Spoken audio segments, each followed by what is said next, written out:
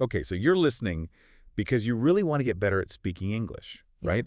More fluent, more confident. For sure. You're probably putting in a lot of work. Yeah. Maybe you're practicing conversations, you're studying grammar rules. Yeah, all that good stuff. But what if I told you that there's like this surprisingly powerful tool that's often just like right there under our noses? Interesting. And it can really be a game changer for how well you speak English. I like where this is going. Yeah. So today we're taking a deep dive into how reading can transform your spoken English. I love this topic. Yeah, it's so interesting. Because when we think about improving our speaking, like our minds automatically go to, well, Speaking? yes, speaking more, right? Practice makes perfect. Yeah. But today we're actually exploring this really insightful article called How Reading Can Transform Your English Speaking Skills. I'm excited to dig into this. Yeah, and our goal is to really unlock these like core ideas that are in this piece and show you not just that reading helps your speaking, but like precisely how it does so you can really use it to your advantage.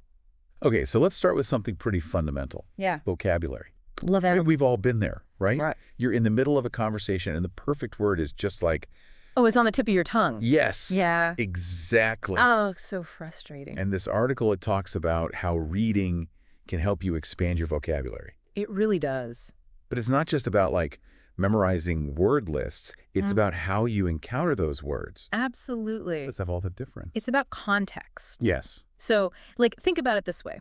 You're reading, it's like planting these new words in the rich soil of context, right? Okay. And it helps them grow in your understanding instead of them just like wilting on a vocabulary list. I like that analogy. Yeah. That's really helpful. So you see these words, they're working in sentences, they're interacting with other words, Right. and that gives you these real clues about what they mean and how to actually use them yourself. Yeah, it's not just about seeing the definition. It's about seeing the word in action in its natural habitat. Exactly. And then there's the power of repetition, too. Yeah, repetition is key.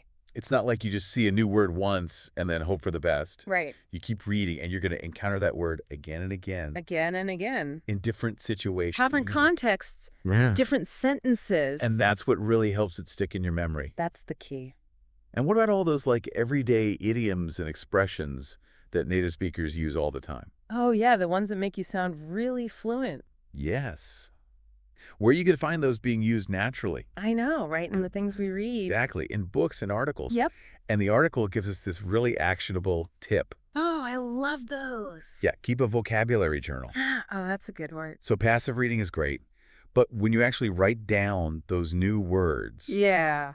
and then try to use them in a sentence That's the key. that's relevant to your own life, that's when the learning really clicks. It becomes real then. It moves the word from something you recognize to something you can actually use. I love it. Okay, so we're building our vocabulary. Sure. Now let's move beyond just individual words to how we string them together. Ooh, sentence structure. Exactly. Grammar. The article makes a really compelling case that reading is like a fantastic way to improve those things. It really is. And the best part is that it often happens subconsciously. Yeah, you're not even trying. Right. And it's working. So how does that work? Well, what's fascinating is how our brains are just naturally attuned to patterns. When you read regularly, your brain starts to absorb these common ways that English sentences are constructed. Like word order and all that? Exactly. Like the typical word order and the grammar rules almost without you even realizing it. Wow. Because you're seeing how native English speakers naturally put their thoughts together in writing. Right. And that understanding, it just starts to seep in. It's like you're developing an ear for the language. Totally. Yeah, like an internal sense of what flows naturally. You just start to know when something sounds right. Or wrong. Exactly. And as the article points out, this leads to a huge boost in speaking confidence. I can see that. Because when you have a more intuitive grasp of sentence structure, you're less likely to hesitate. Right. You're not so worried about making those grammatical errors. You're just more comfortable. Yeah. And you know what the article suggests? What's that? Read aloud. Oh, yeah. Because when you read aloud, you're not just seeing the words, you're physically engaging with the rhythm and the flow of the sentences. Oh, I see. You're actually practicing forming those sentences yourself. With your mouth. Yeah, getting your mouth and your tongue used to the movements. That's so smart. It's like a workout for your mouth. Okay, so we're building our vocabulary. Uh-huh. We're getting a better feel for sentence structure. Yeah. Now, here's something that feels like a real breakthrough. Okay, lay it on me. The idea that reading can actually help you think in English. Oh, this is huge. For many learners, that's like the ultimate goal. It is. It's like the Holy Grail. Right, because you know that habit of mentally translating Uh, from your first language to English before you speak. Translating in your head. It can be a real roadblock to fluency. Such a roadblock. It takes time. It can lead to sentences that sound a little unnatural. Yeah, not quite. And what regular reading does is it provides that constant immersion in authentic English. Yeah, you're surrounded by it. Right, so it trains your brain to process language directly in English. You're not going through that extra step of translation. It's like creating a more direct line in your brain. A shortcut. Yes. The more you read in English, the more your brain starts to bypass that need to translate every thought. Your brain gets used to working with English directly. And the payoff is quicker responses in conversations. So yeah, for sure. You don't have that mental delay Right. while you're translating back and forth. Gone. And it's not just about understanding individual words. It's about grasping those concepts. The bigger picture. Yeah. The ideas. And forming your thoughts directly in English. Thinking in English. Your mind becomes accustomed to the English way of phrasing things. The natural way of expressing yourself. And that naturally influences how you then construct your own sentences when you speak. It all flows together. So the article's tip of summarizing what you've read in English without translating, That's a good one. that really forces you to engage with the material on its own terms. Right. And it strengthens that direct processing. You're working those English muscles. Okay, so now this next point might be a pleasant surprise for some of us. Okay, I'm intrigued. Reading can actually contribute to better pronunciation Really? and even your accent. I wouldn't have guessed that. Right. You might think those are purely in the realm of listening and speaking practice. Yeah, you'd think so. But the article draws this really interesting connection. How so? Well, it talks about how seeing words repeatedly Okay. helps to solidify their correct pronunciation in your mind. Like you're training your brain to recognize the patterns. Exactly. The more you visually encounter a word, the more your brain reinforces the sound associated with those letters. It's like building a mental sound bank. And when you read dialogue, especially in fiction or plays, Oh, yeah. you're exposed to the natural rise and fall of spoken English. The music of the language. Yeah, the intonation patterns that convey meaning and emotion. That's so important for sounding natural. And you're seeing how conversations unfold on the page. Right. Even things like punctuation can give you subtle cues Oh, interesting. about pauses and emphasis. So it's like a hidden guide to how to speak. Yeah, and the article also stresses that practicing aloud, actually reading those conversations or poems out loud, is a fantastic way to physically train your mouth and tongue Makes sense. to produce English sounds accurately. It's like going to the gym for your pronunciation. Plus, it builds that crucial confidence in speaking Yes. by getting you more comfortable with the act of actually vocalizing English. The more you do it, the easier it gets. And the suggestion to record yourself reading Ooh, that's a good one. and then compare it to recordings of native speakers. So you can hear the difference. Yes. It can really open your ears to areas where your pronunciation or intonation might differ from what you're aiming for. That's really helpful feedback. So you can focus your practice more effectively. Love it.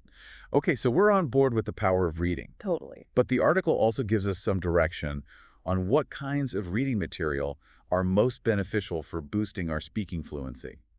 Okay, so it's not just about grabbing any English book. Right. It's not just about grabbing the first English text you see.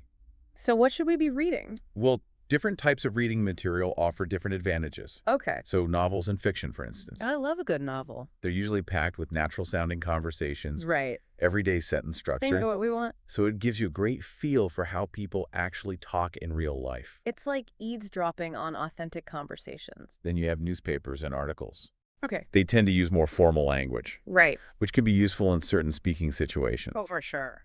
And they also introduce you to current vocabulary. Keeping up with the times. Yeah, related to real-world events. That's important. And I thought the point about scripts and plays was particularly insightful. Oh, yeah. Tell me about that. Obviously, they're written to be spoken. Makes sense. So they're a fantastic resource for practicing conversational English Okay. and getting a sense of different speaking styles and tones. Like you're absorbing different voices. Yeah, and then you've got self-help and motivational books, Mm. which often explore complex ideas. Okay. And they can introduce you to more sophisticated vocabulary and ways of expressing yourself. Expanding your horizons. And we can't overlook comic books, and graphic novels. And those are fun. The article makes a good point that they can be less intimidating. Right. They often use simpler language that mirrors everyday spoken English. And the pictures help. Yes, the visual element can really aid comprehension. Makes it more enjoyable. It's a more accessible and enjoyable way to engage with the language. I like it. And the article's recommendation to choose books that also have audiobook versions is brilliant. Well, that's a great tip. Because listening while you read reinforces pronunciation and natural speech patterns simultaneously. You're getting double the benefit. So we know what to read, Yep. but actually making it a consistent habit. That's the key. That's where the real magic happens. Consistency is king. The article shares some really practical tips on how to integrate reading into your daily routine. I'm all ears. So consistency, as with any language learning activity, is key. Couldn't agree more. The article emphasizes the benefit of reading every day, Even if it's just a little bit. even if it's just for a short period, Right. and finding subjects that genuinely interest you. Oh, yeah, that's crucial. That's crucial for staying motivated. If you're bored, you're not going to stick with it. Exactly. And making reading something you look forward to rather than a chore. It should be a pleasure, not a punishment.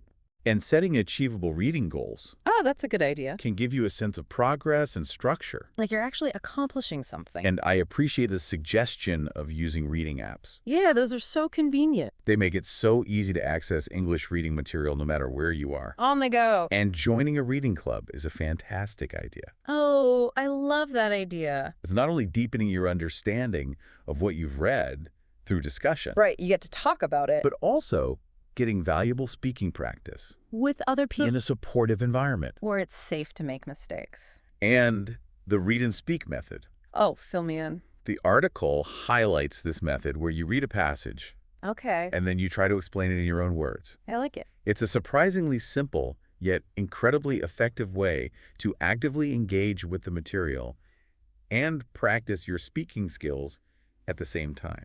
You're putting it all together. Okay, so now finally the article delves into specific techniques Okay, let's hear them. that you can use to actively bridge that gap between reading and speaking more fluently. Because it's not enough to just passively absorb the words. Right, you need to actively work with them. Make them your own. So shadow reading, Okay. which involves listening to an audiobook and trying to repeat what the speaker is saying at the same time. Oh, that's a good one. It's a really powerful technique for honing your pronunciation, Yeah. your intonation, the natural rhythm of spoken English, You're mimicking a native speaker. and summarizing out loud after you've finished reading Okay. helps you practice expressing ideas concisely and recalling key information, You're putting it into your own words. and then rewriting dialogues from something you've read in your own words, Oh, that's interesting. and even acting them out. Fun. It takes it a step further Right. and gets you actively using the language in a spoken context. You're bringing the words to life. And of course, discussing what you've read with others, Yeah. whether it's a language partner, a tutor, even a friend who's also learning English. Right. It's invaluable for solidifying your understanding and getting comfortable sharing your thoughts and opinions in English. It's all about practice. And I really liked the article's challenge. Oh, tell me. Pick a story you've read and try retelling it, Okay. consciously focusing on using new vocabulary and expressions you've encountered. That's a great way to put it all together. It's a fantastic way to put your reading directly into practical speaking use. I love it. So as we wrap up this deep dive into how reading can transform your spoken English, Yeah. the core insight from this article is really clear. What's the takeaway? Reading isn't just a passive way to learn. It's active. It's an incredibly potent and often underestimated tool for significantly improving your ability to speak English fluently and with confidence. Powerful stuff. We've explored how it naturally expands your vocabulary, how it helps you internalize correct grammar and sentence structure, It's like osmosis. how it trains your brain to start thinking directly in English, Yeah. and even how it strengthens your pronunciation and intonation. Yeah. It's a complete package. And the article leaves us with this really thought-provoking question. Okay, hit me. What's the last thing you read in English?